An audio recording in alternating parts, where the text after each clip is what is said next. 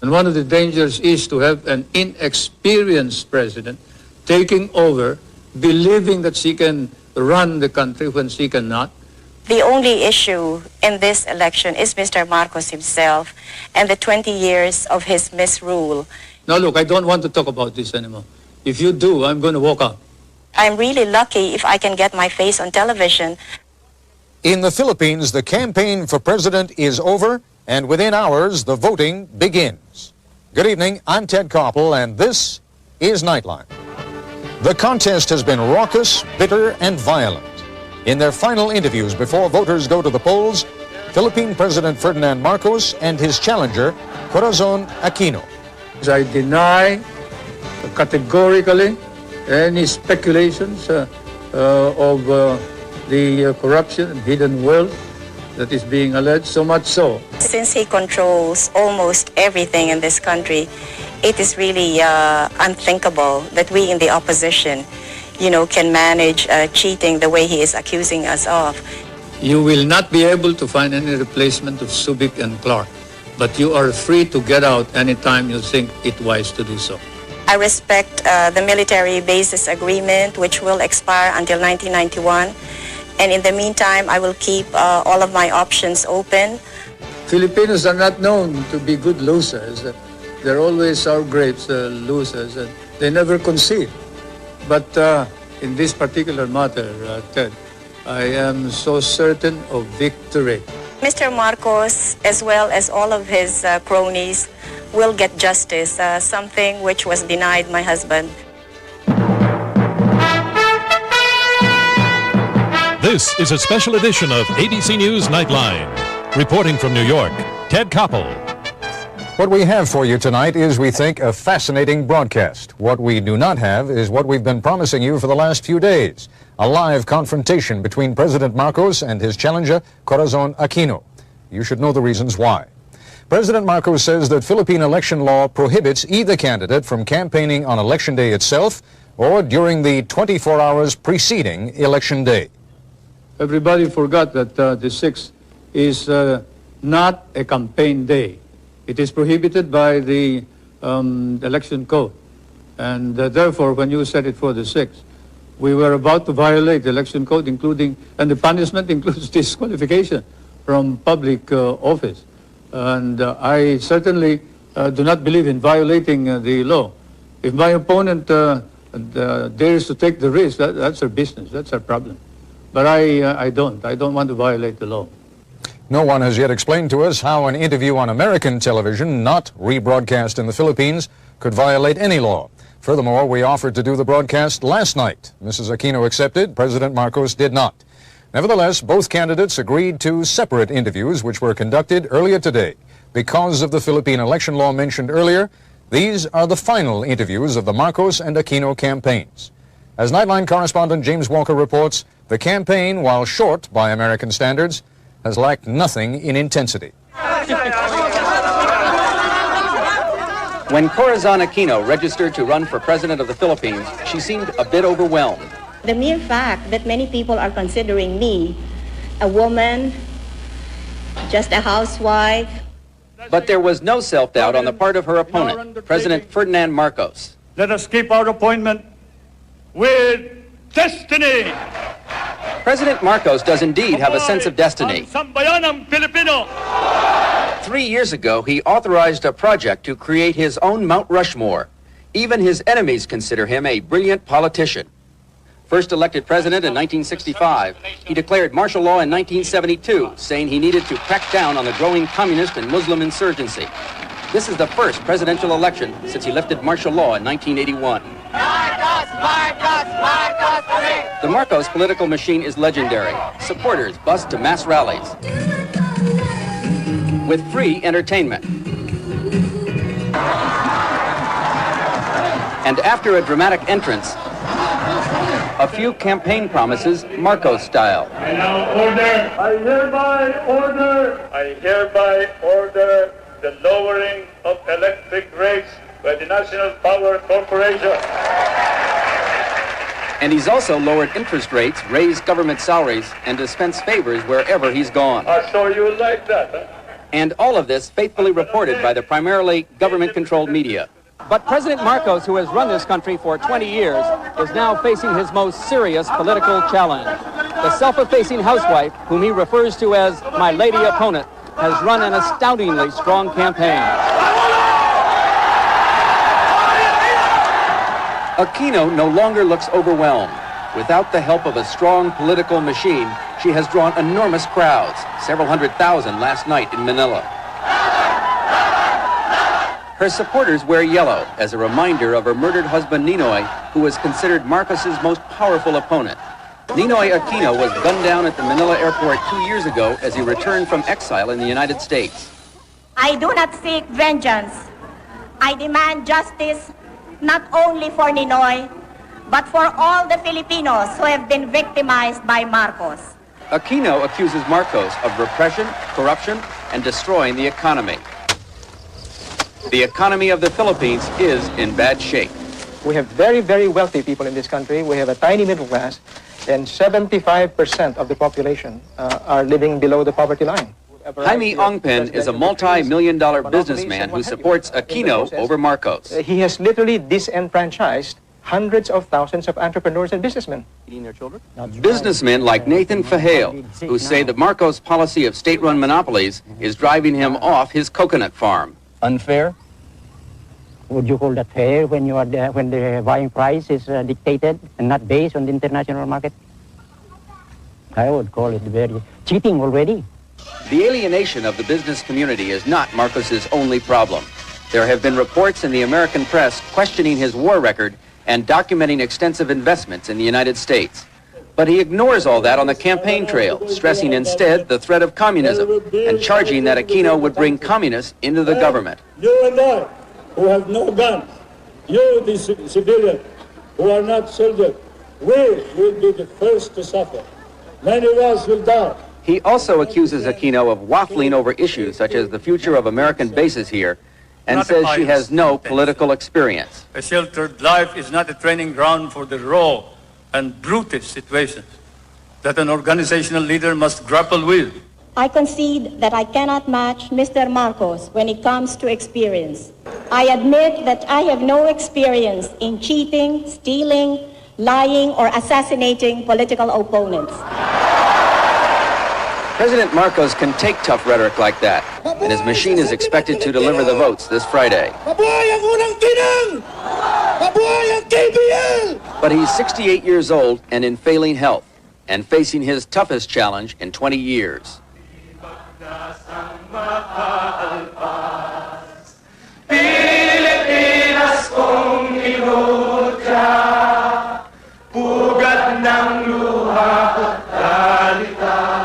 Meanwhile, the Aquino campaign is running on emotion. She's become more than a politician. She's become a symbol for change. This is James Walker for Nightline in Manila. When we come back, a warning from Mrs. Aquino that there may be real trouble ahead if Marcos tries to steal the election. And President Marcos tells us what he'll do if he loses fair and square. Nightline, which tonight was honored with its third Alfred I. DuPont Columbia Journalism Award. Tonight's award, a special presentation of a gold baton, the first of its kind in the 44-year history of the annual ceremony. The baton was presented for Nightline's week of broadcast from South Africa in March of 1985. The history of political skullduggery in the Philippines would make a Chicago ward healer blush. But one American analyst recently came to an unexpected conclusion. The greatest surprise, he says, is the apparent likelihood that Mr. Marcos can win without force or fraud. His opponent doesn't believe it, though. And in our interview, Mrs. Corazon Aquino issued an ominous warning. I just want to remind Mr. Marcos that it was he who called for snap elections. And once the people decided to participate, he better watch out if he threatens to frustrate their will again. I'm afraid he will have an angry people on his hands.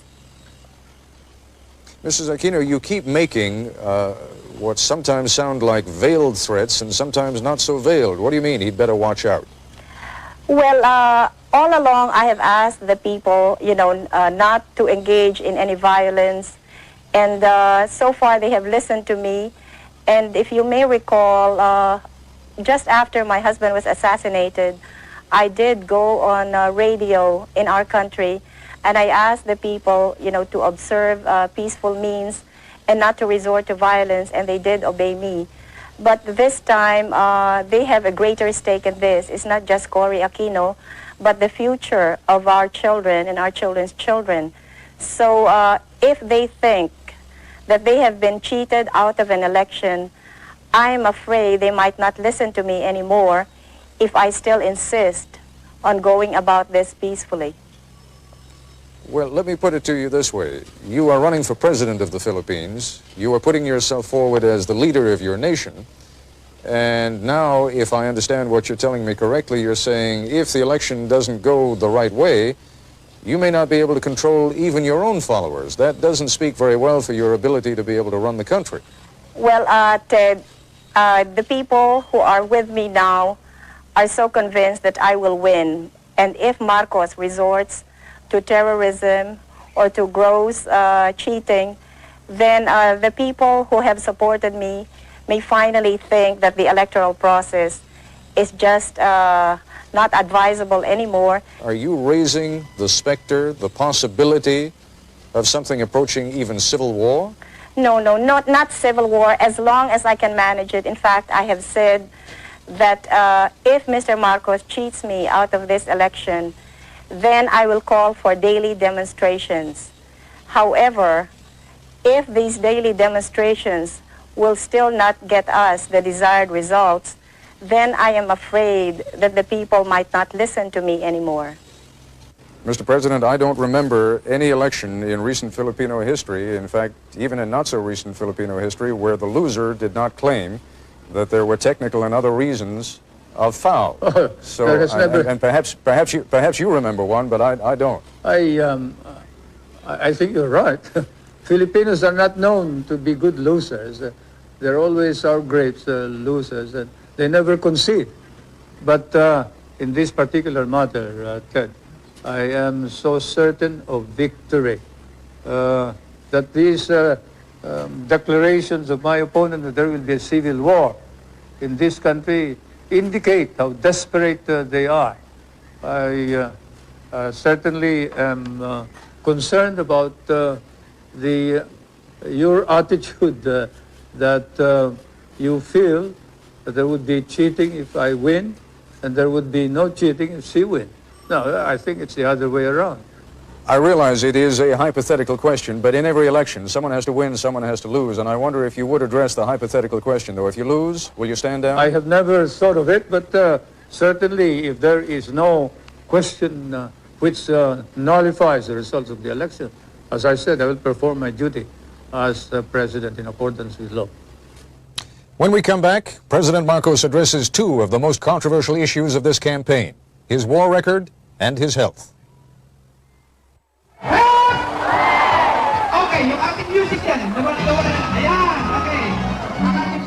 Two issues in the Philippine election campaign recently made front-page news, not just in the Philippines, but around the world. Both raised questions that only Ferdinand Marcos himself can fully answer.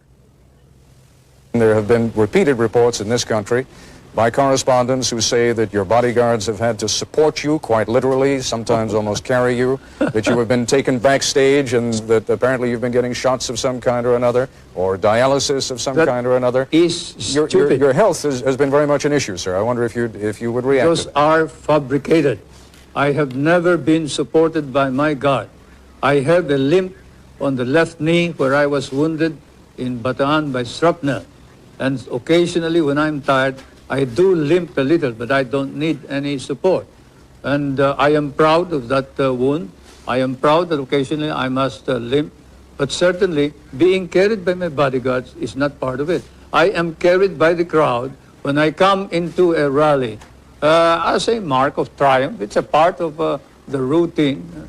And those foreign correspondents who report that I go in for a shot, now, I wish they could come with me so that they can see that I have to change my underwear, my shirt, undershirt, because I have caught a cold speaking in the rain.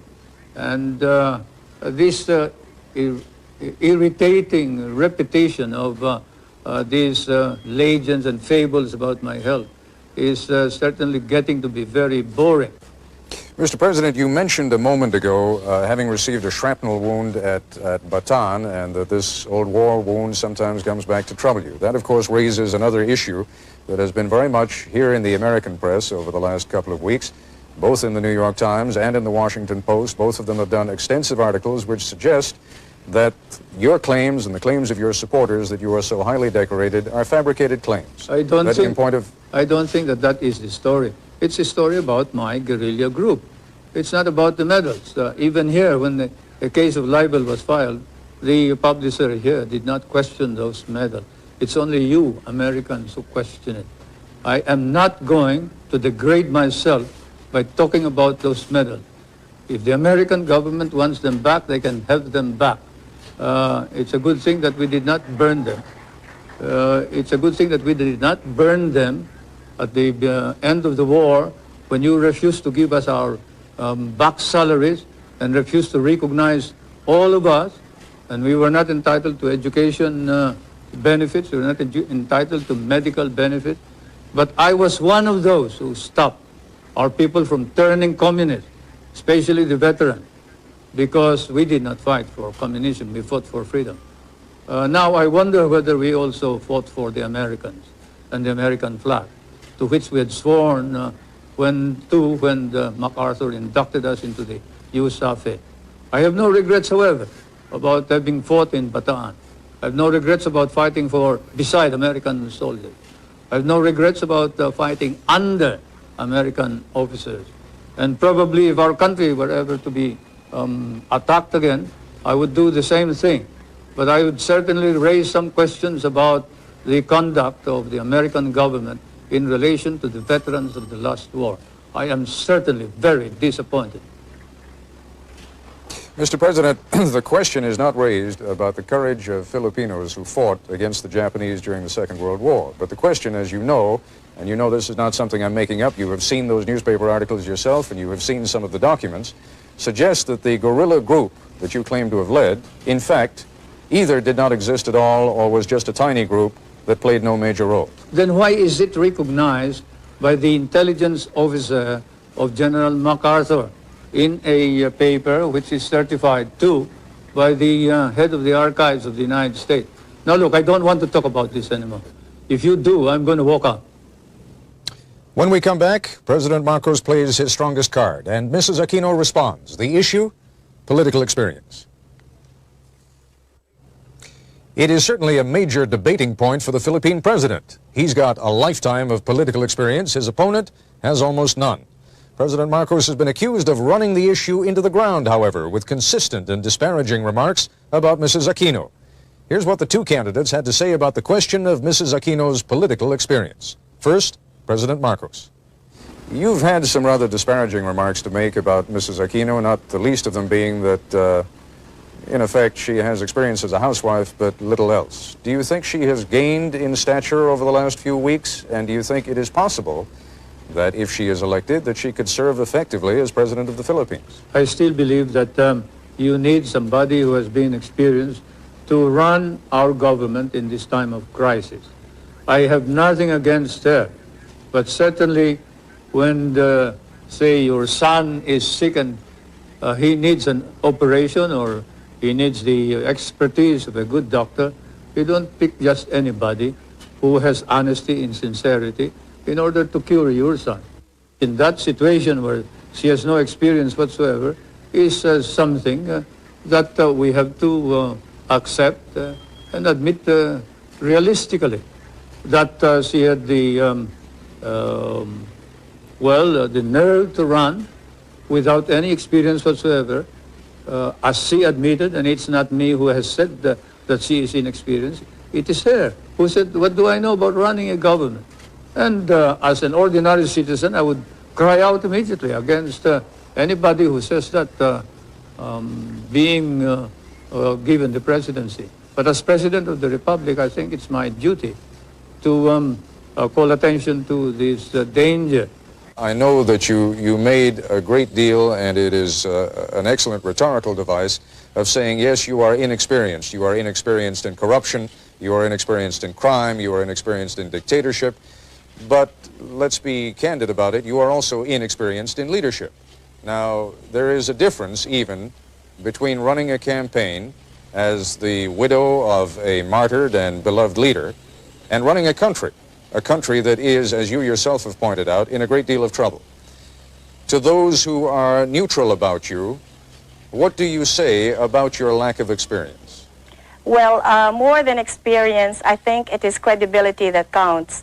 And the truth of the matter is that the Marcos government has lost all credibility, and no way can Mr. Marcos possibly lead our country back to recovery because the Filipino people no longer believe in him. I realize that I am inexperienced, but as Mr. Marcos himself confessed, it took him 6 months to learn how to be president. And I guess I can do the same thing. As we all know, there is no school for presidents, so I don't think that should be a point against me. Your own George Washington definitely had no experience either. It is possible that he had no experience as a president, but he certainly had some experience in leadership when he became president. And you are trying to become now the leader of a fractured country, the leader of a country that has enormous economic problems, the leader of a country that is rife with corruption, as you yourself have said, the leader of a country that has so many problems that one wonders how even the most experienced leader would be able to take care of them. I don't mean to harp on it, but it is the central issue of the campaign against you. And what I would like you to focus on for a moment is not you simply as an alternative to President Marcos, but you on your own merits. I realize how many people may think that I am not, the perfect solution to everything, but let's just say I am the best available solution to our problem. There are a great many people within your own coalition, within your own party right now, who see you as a useful device for getting rid of President Marcos, but who may have plans of their own for then shuttling you aside and having used you, then taking over power themselves. How would you prevent that from happening? Nobody can use me, and I showed this very clearly when I insisted that I would be the presidential candidate. I mean, if people wanted me to defeat Marcos, they would have to do it my way. And you can ask the politicians, the leading politicians in the opposition, how I was able to get all of them to agree that I would be the presidential candidate and not anybody else. Otherwise, we would have had 2 candidates instead of just 1. Again, Mrs. Aquino, the point I'm making is that I can see why they would be willing to stand aside for the immediate goal of getting President Marcos out of the way. But now we're talking about real power. Now we're talking about the power of governing and leading the Republic of the Philippines. And my question is, are you confident that you can continue to rule even when some of these people are going to be trying to take power away from you? Yes, I'm very confident of that because there were no deals involved when I ran for president. So nobody has a hold on me. I am my own person. I intend to continue being that kind of person. As I said, I don't owe anybody any favors.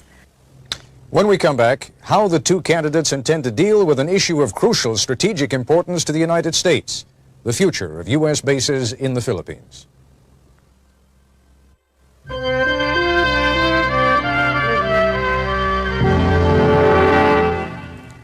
There have been American military bases in the Philippines since the turn of the century, established right after the Spanish-American War.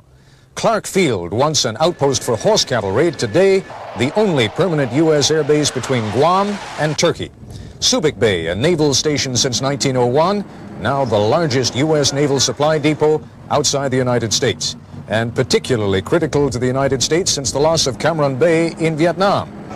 The loss of those Philippine bases, experts say, might only be replaced by the building of a naval battle group that would take years and cost perhaps $50 billion. Let's talk for a moment about the kind of relationship that a government of the Philippines under Cory Aquino would have with the United States. What kind of a relationship would you want to have with the United States? Well, I would like to continue our friendly relations with the United States, and I see no reason why that cannot be so. In fact, I would like to strengthen those relations, and definitely we will be in direct dialogue with your government. So I really see no problems there. Well, the problems again, and it seems to me that there has been a little bit of waffling on the issue of the bases over the course of the last couple of months. Would you tell me now in these final hours of the campaign precisely what your position on the bases at Subic Bay and Clark Air Force Base are? What is your position now? All right. I respect the military bases agreement, which will expire until 1991. And in the meantime, I will keep all of my options open. I know that no sovereign state can ever allow any part of its territory to be in the perpetual possession of a foreign power, and I think no ally of ours will be demanding this of me. I am not hearing from you the kind of reassurance that I think Washington really wants to hear. Now, obviously, you're under no compulsion to give it, but I wonder whether that is deliberate.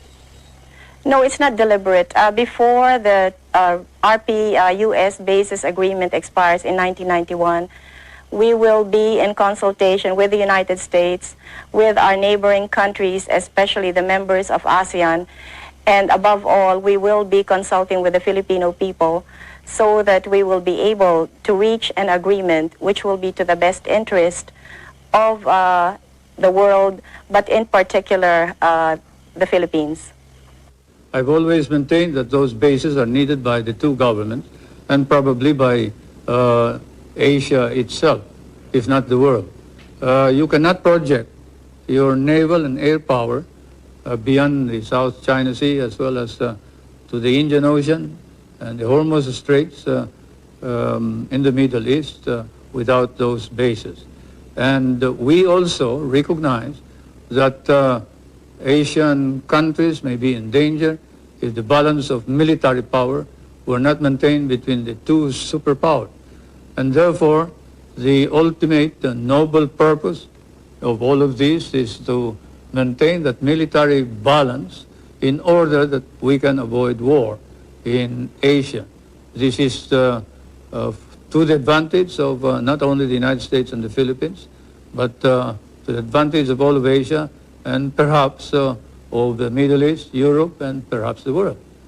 When you hear people speculating in this country, and there has been some considerable speculation, that perhaps things are becoming a little bit too dicey in the Philippines and that the United States ought to think about putting its bases elsewhere. You take that seriously?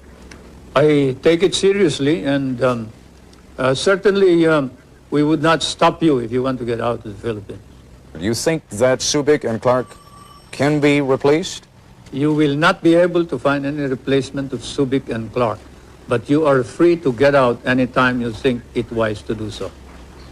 When we come back, both candidates respond to the charge that fraud and corruption have become a way of life in Philippine politics.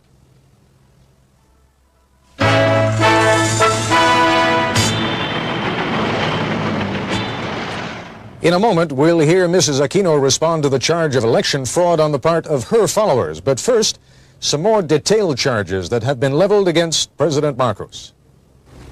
Mr. President, some would say that the gravest danger to the Philippines these days is that there is a crisis of confidence, and that what Mrs. Aquino would bring to the presidency would be a fresh breeze, and that she could get the expertise by surrounding herself with competent experts, but that what is needed is a fresh sense of trust, a sense that the corruption that is charged will be cleaned out, a sense that the cronyism that is charged will be cleaned out, a sense that the brutality that is charged against members of your armed forces and the police will be cleaned out, and that Mrs. Aquino can fulfill that role and you cannot. You, sir, are guilty of speculation and making allegations that are not proved by evidence. Corruption and hidden wealth were charges included in the impeachment proceeding. They were debated upon, and the opposition was challenged to present their evidence. They could not. There is no evidence.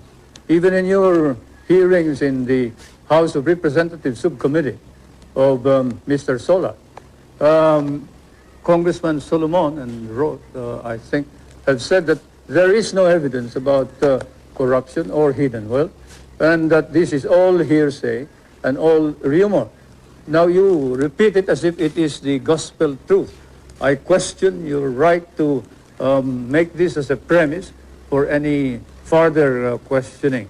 I must say that hearsay, rumors, speculation as a basis for a question by reputable newspapers and foreign correspondents should have no place in a society like ours. Your society Mr. and President, ours. you are quite right. If I were the only one raising those questions, there would be no point in The raising number them at all. does not matter, Ted. Whether 1,000 people raise it, if there is no evidence, then it is false. Whether it is raised by 10,000 people, if there is no evidence, then it is patently false. Numbers do not matter. It is evidence that matters. And you don't have any evidence. Mr. Solars has no evidence. The opposition has no evidence.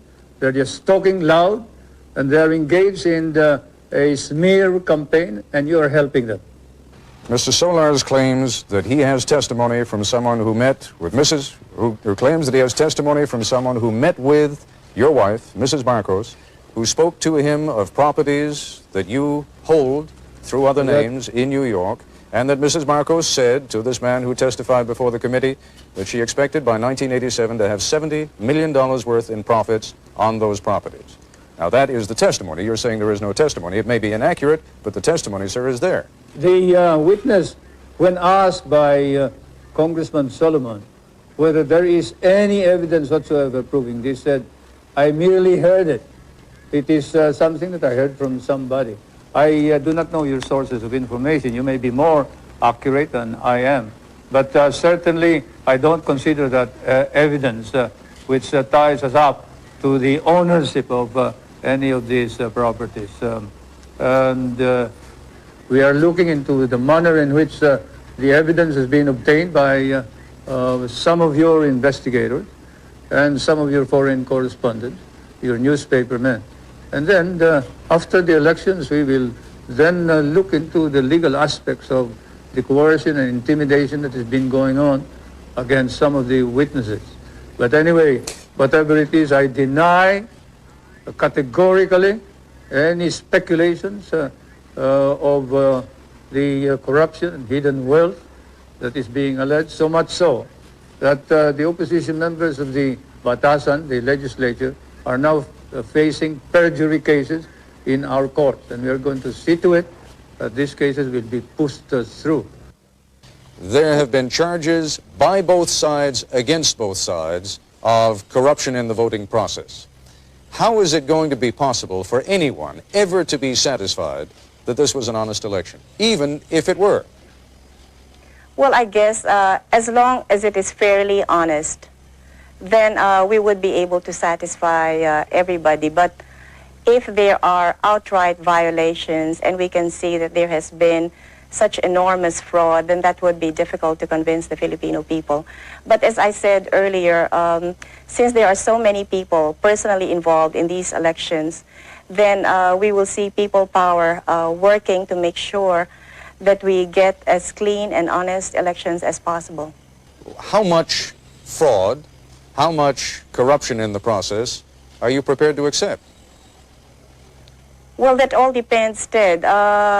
Naturally, I cannot envision what Mr. Marcos is going to do. So I cannot say right now just what it is that I will be able to accept or what I will totally reject. There is an enormous difficulty in ever reaching a decision on how much fraud there has been. Both sides are going to claim it. We know that already. Your side is going to claim it. His side is going to claim it.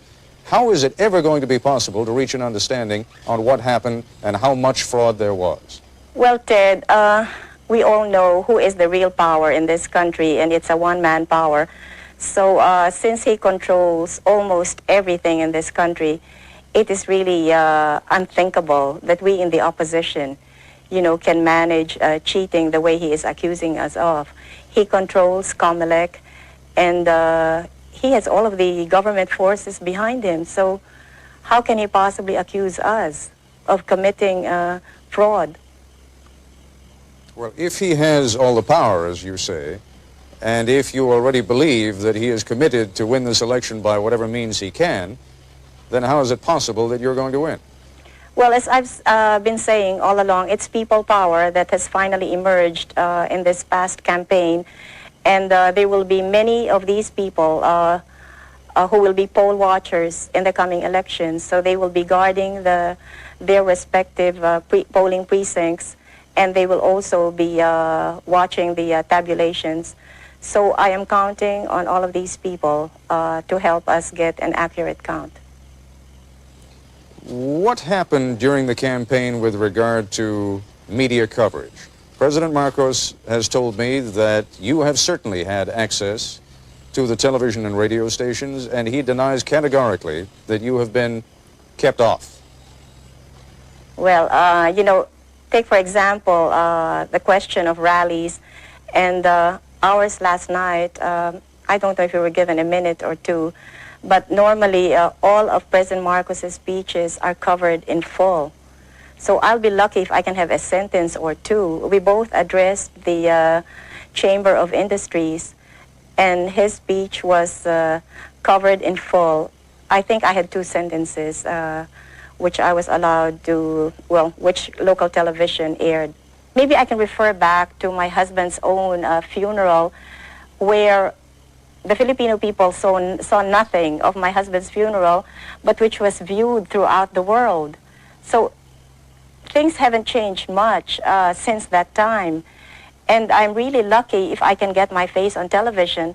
What they are doing to me now is that they use some of my video shots and they impose it on their on their commercials, and then they have somebody pretending to be me and, you know, talking as if it were Cory Aquino. And there's nothing I can do about it because all of media is, well, all of television is under the control of Mr. Marcos.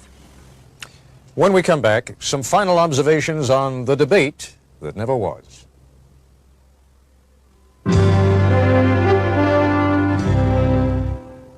The live debate, of course, never happened.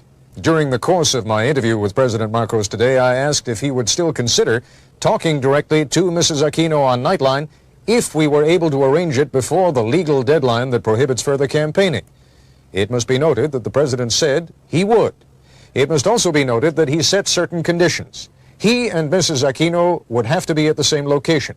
I would have to be joined by at least 2 Filipino journalists who would also pose questions. They would have to be acceptable to both candidates.